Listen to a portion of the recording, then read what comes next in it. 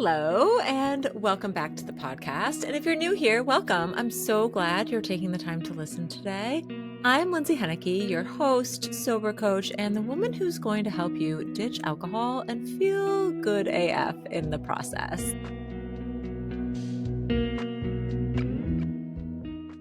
Okay, before we dive in, I want to tell you about something really special that's happening right now inside my coaching programs, because the women who are inside, whether we're working one-on-one together or in the group, they are doing the thing during the hardest time of the year. And it just makes me really proud of them. And so what I've decided to do, I don't really do, Black Friday deals because you get enough of those offers in your face this time of year. But I wanted to put together something a little special because I know that when you start this work intentionally during something like the holidays, it's like getting the hardest part behind you. I'm offering this so that you can see that the perceived hardest time of year doesn't have to be a red light to not do it and to wait. So if you join Feel Good AF, if you're in my group, if you join right now, you're going to get access to joining us for the group calls for the rest of the year completely free, plus a bonus 45-minute one-on-one session with me. Now, my group program already includes a 75-minute session, kind of a kickoff call with me, but I'm giving a 45-minute private session if you sign up now. And that means that you can start your alcohol-free journey and stay supported all the way through March 31st, 2026, because no matter when your official 13 weeks begins, because the initial program is 13 weeks, and I'm going to let you stay in until the end of March. And this is so important because I know what happens. I also elected to not hold a dry January group this year or in 2026, because I know that it's not about needing just another break or another challenge. Most of the women who joined my dry January group, so many of them by the middle of March were calling me up saying, Lindsay, I did so good in dry January. And now I'm just right back to my old habits and my old patterns again. And then they stepped in to Feel Good AF to continue their journey. And so let's not make mid-February be the stopping point where you go back to your old patterns after an amazing dry January. So this is why I'm not doing that this year, and why I really just want you to see that this journey is not a marathon. You're not waking up tomorrow and running 20, let me take you through the first couple of miles, and you can do that. You will make so much progress. Start your training and we're going to get you so far. And if you are thinking like, Lindsay, private coaching is just more for me, I'm still going to give you a 45-minute bonus session if you sign up for private coaching right now too. So if you've been telling yourself that you're going to start after the holidays, this episode is for you. I'm going to talk about a lot of mindset shift things. I'm going to talk about a lot of things that you maybe currently think you can't do without drinking and how to do them. But that's really what we dive deep into. That's why I want to give this bonus 45-minute session.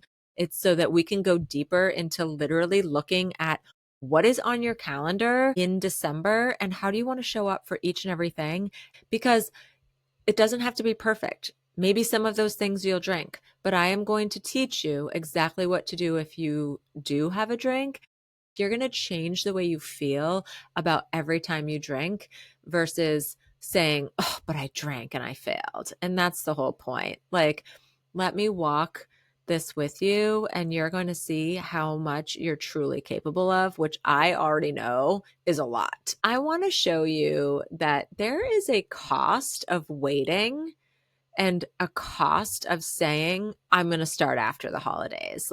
That thought track, really think about when that has ever worked. And the holidays, they tend to bring out this bargaining voice, this voice that's like our brain convinces us of all the things that we perceive as roadblocks in our way. And we just say, you know what? F it. It's too much. I'm just going to enjoy myself now. And I'm going to start fresh in January. And this is something that sounds really reasonable in our heads. It's really no different than when we're like, oh, I'm going to start after vacation, or I'm going to start Monday, or blah, blah, blah. It's actually the most seductive version of self-sabotage. This voice sounds reasonable because we have justified in our brain and to ourselves all of the traditions and all of the things that we used to do or that we do that involve alcohol, everything that society says. And so that's why they sound so reasonable.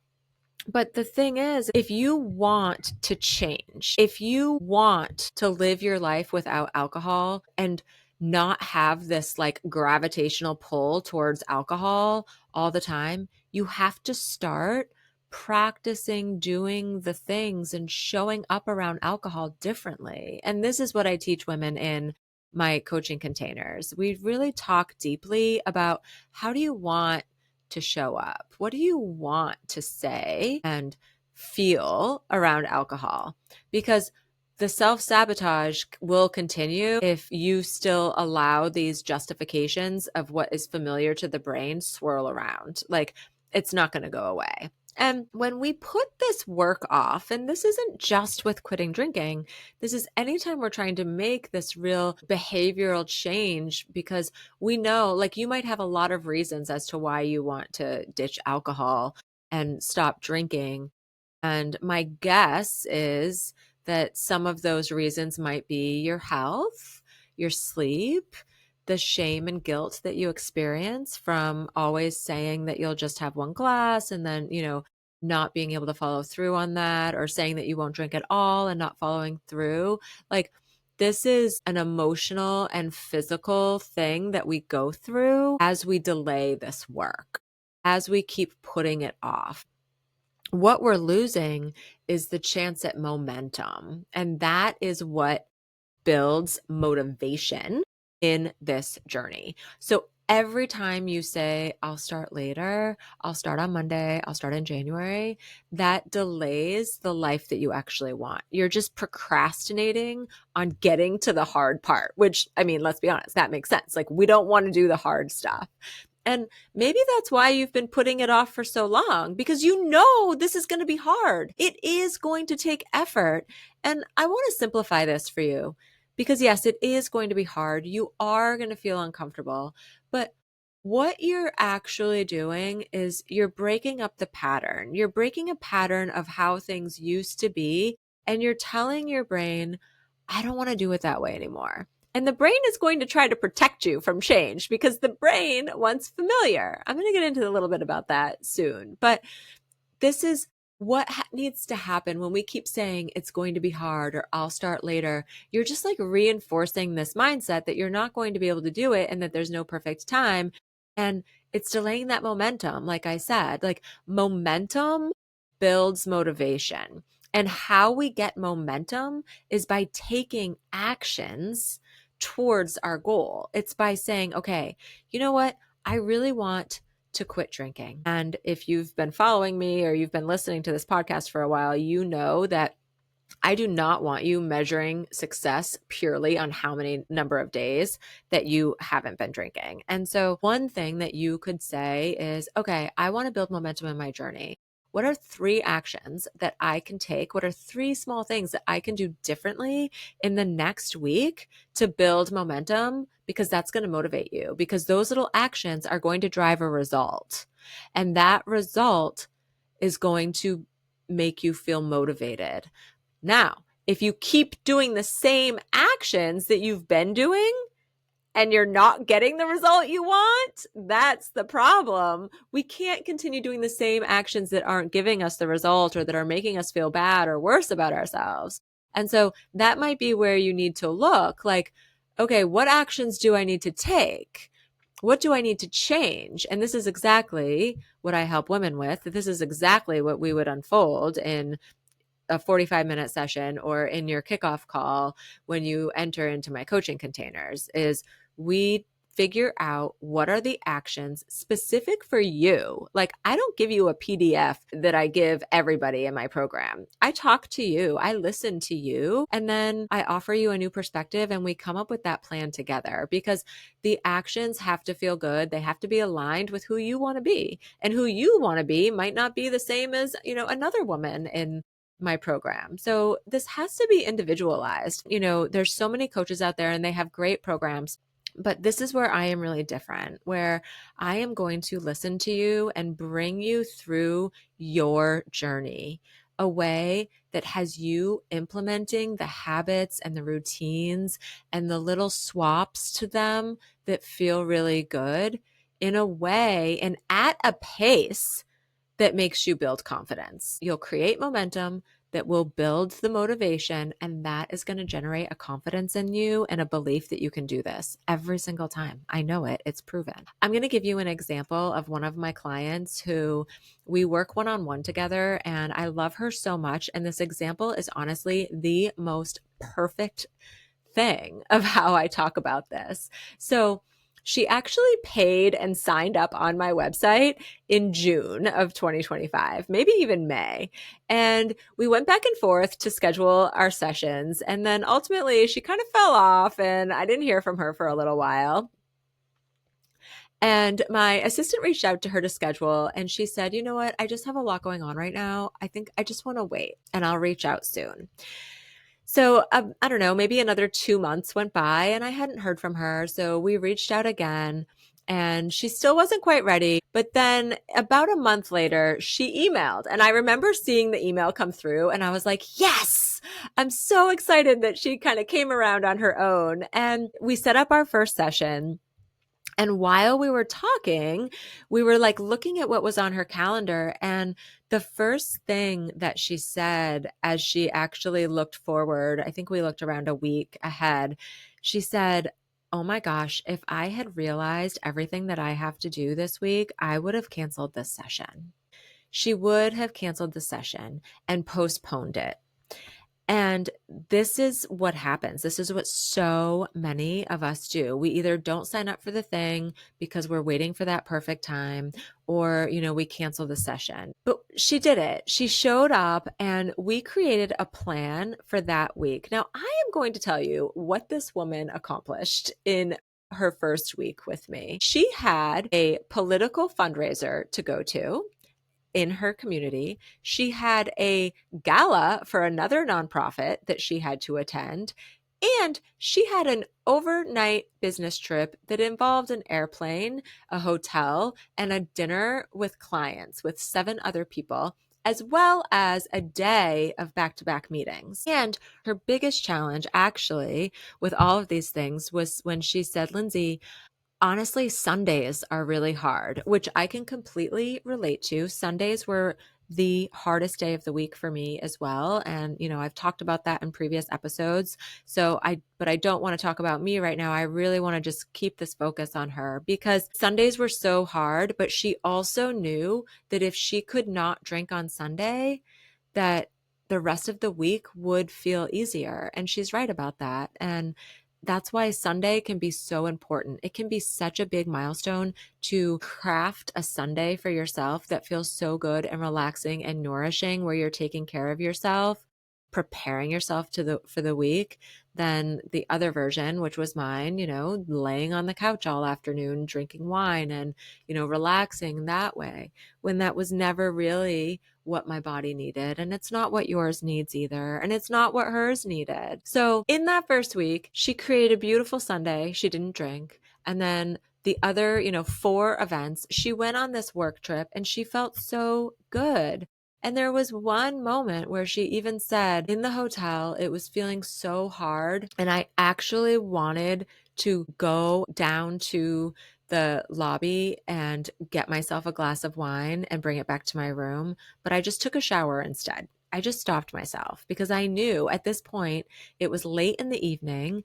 It was after 9 p.m. I had an early flight. I had booked a Pilates class for shortly after my flight landed, and I didn't want to screw any of that up. And this is what you learn. And she had the accountability of me. She knew she was going to be joining our next one-on-one session, and she was so excited to come and talk to me about it. This is the proof. These are the things that you move through. And she got uncomfortable, but she also saw how happy she was as she got through each thing and accomplished them. This is what the work is. It's never a perfect time. And the thing that she still says, so now we're a month in, I'm going to tell you this, we are just over a month in of our work together. And Every week of hers has been similar to that week that I have just described to you. And she has drank twice. There have been 2 instances that she drank within a 30-day period, 35-day period. And I am just so proud of her. But more importantly, she is proud of herself, and she is seeing there is a future forward here for me if I don't stop with this momentum. And so this episode is about that.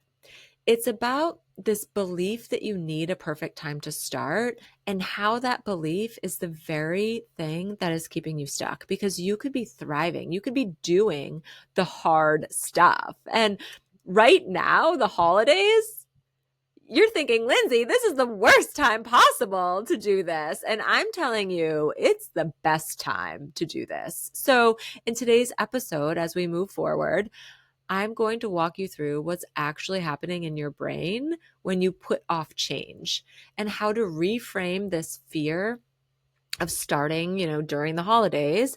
And I'm going to share with you what you might expect in your first 30 days when you finally decide to start this work now with me, not later.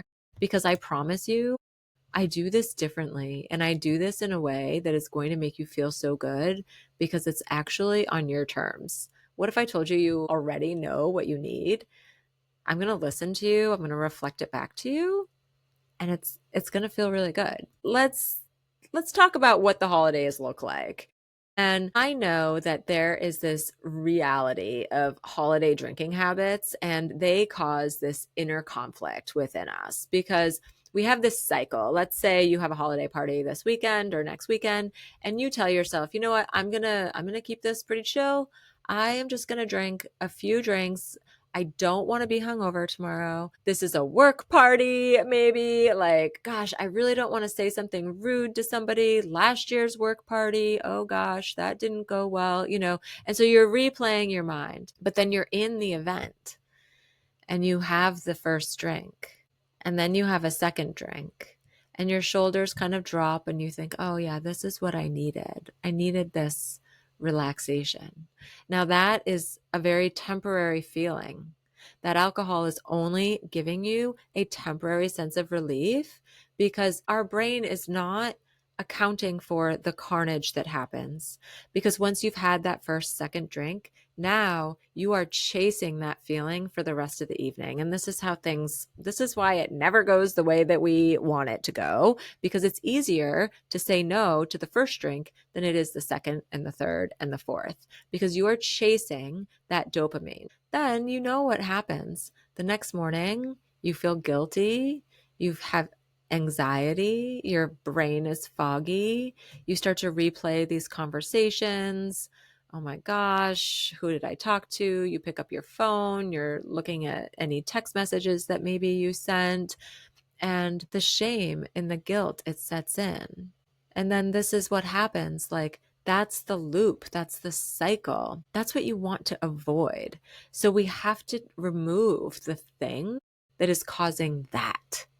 So then this goes into starting the week tired. You're stretched thin. You're irritable. You're telling yourself now, you've justified, once the holidays are over is when I'm going to deal with this, because now you're tired and you're like not even excited about Christmas Day anymore, or like the holiday party, because you've just disappointed yourself so much at this holiday party. Because let's face it, these things are fueled with free drinks, alcohol, peppermint martinis, all of the nostalgia that is running through your mind, and everything that you think and you believe that you have to be doing during this time of year is running through your mind. And it's this sense of like, oh, but this is how I have to do it. This is how it is. But it's bringing in this massive mental tug of war, because even when you're not drinking, you're thinking about drinking. You're thinking about the next holiday party. You're planning, you're negotiating. And when you're not doing those things, you're on the couch recovering because you feel like garbage. And I know that feeling. And I know that you don't want it. I know that you're sitting here thinking like, I do want to feel good, but how do I do it? How do I go to the holiday party and not drink? And this brings me back always to get comfortable being uncomfortable. So you don't want to spend the next month planning when and how much you're going to drink. negotiating with yourself, justifying it, and then recovering. This is this internal loop. It's like, I want to feel good, but then I drink, and then I feel worse, and then I promise to start over, and then I don't.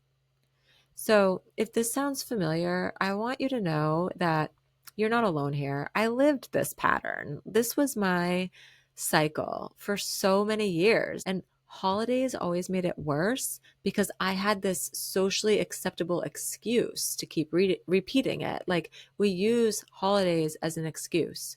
Just like after the holidays are over, we'll use a vacation as an excuse, or a date night, or the Super Bowl, or, there's going to be something that you're going to use as an excuse to keep repeating it. Let's talk about this a little bit more. I want to talk about the science around this. So there's no ready. Readiness is not a feeling or an emotion. How many times have you said, I don't feel ready for this? I mean, I say this all the time, but the reality is that readiness is not an emotion. It's a decision. You decide if you're ready. And our brain loves what's familiar, not necessarily what's good for you. It equates comfortable with being safe, even when that comfort is totally destroying you. It's like making you feel awful about yourself. You already know the outcome, so the brain is going to keep you there. So, I say nothing changes if nothing changes all the time. This isn't just some sort of tagline. It's actual science. When you repeat the same behaviors around alcohol, that evening glass of wine, the holiday drinks, this I deserve it glass, I had a long week glass, your brain literally wires those moments into your reward system. And this is when the dopamine floods in and you say, I feel relief right now. But over time, that reward gets smaller. And your brain actually starts to crave the anticipation of drinking more than the drink itself. And that's why you can feel restless or edgy before you even have that glass. This is when you're thinking about it at 3:00 in the afternoon, counting down the minutes until the workday is over so that you can go and have that glass. And when you start changing the pattern, even just skipping or delaying the first drink, your brain literally starts to rewire itself because you're teaching it that, being calm, cool, and collected can come from new sources. It can come from resting. It can come from connection, or simply staying present and engaged with the people that you're around. And this is why starting right now matters, because you're giving your brain a head start on that rewiring. So by the time January rolls around, you're not starting from scratch. You are already going to be ahead. Because here's the thing, growth never feels comfortable. You can keep telling yourself, I've got to do something about my drinking. I want to quit drinking. I know I need to do this. I'm worried about my health. But you have to step into the doing. And it's not going to feel good at first. It's not really supposed to. Anytime you want to change something about yourself, it feels awkward. Or anytime you learn something new, it's awkward at first until you get the hang of it. You cannot build self-trust and stay the same at the same time. It doesn't work that way. You have to start doing things differently. And that is what's going to build the self-trust. That is what is going to reinforce, I can do this. I can do hard things. And then you build momentum, you get motivation, and you become more confident that you can do it. So if you can get comfortable being uncomfortable during the holidays, the hardest, most tempting season, things after that are really going to feel a lot easier. And you're not going to miss out on anything. Think about what you're really missing out on. You're going to miss out on laying on your couch hating yourself on Christmas Day because you drank too much on Christmas Eve. I don't miss those days at all. And you're going to wake up feeling clear-headed and present, ready to have Christmas breakfast with your family or open presents and watch your kids. And they're going to be so excited and screaming. And you're not going to be like, oh my gosh, I need a mimosa to take the edge off. You're not going to be doing that because you're going to be so happy that you didn't drink. And I know that you think that you're losing connection or celebration by not drinking, because I thought that too. But you're losing that regret, that anxiety. and wasted time recovering from what you don't even enjoy anymore, because you don't even enjoy it. You enjoy maybe 1 hour of it. Everything after that turns into carnage. I want you to really picture yourself doing this work intentionally. Imagine that you stepped into Feel Good AF. Here's what you would be able to expect in your first 30 days. Like, this is what your December could look like. You're going to get immediate access to our coaching calls and our online community. Women who are just like you, learning to do this, feeling confident through the holiday season. You're going to have your private session with me, and we're going to map out all of your patterns, your triggers, what your goals are. What would success look like for you on December 31st? And then we're going to create you clear action steps so that your actions are aligned with how you want to be living. You're going to build your sober toolkit along with me. I'm going to help you create it personally in an individual way. Again, I do not hand over a PDF that is labeled sober toolkit. It doesn't work like that in my world. We're going to talk about how to plan for events, handle cravings, and actually enjoy your holidays again. You're going to feel your first real wave of clarity during the holidays, during the time that feels impossible. You're going to have a sense of, oh my gosh, this is what I've been missing. And you are going to be so proud because you will have conquered, I don't know, maybe a work trip. You'll get through a couple of holiday parties. You'll get through your Sunday afternoon that feels impossible right now. But this is what's going to happen. And it's going to be messy, but I want you to know that that still counts, because we do not measure success based on number of days alcohol free. Yes, are those milestones important, and are they rewarding? And is it amazing to hit a really nice stretch of alcohol free days? Yes, but it is not the only measurement of success.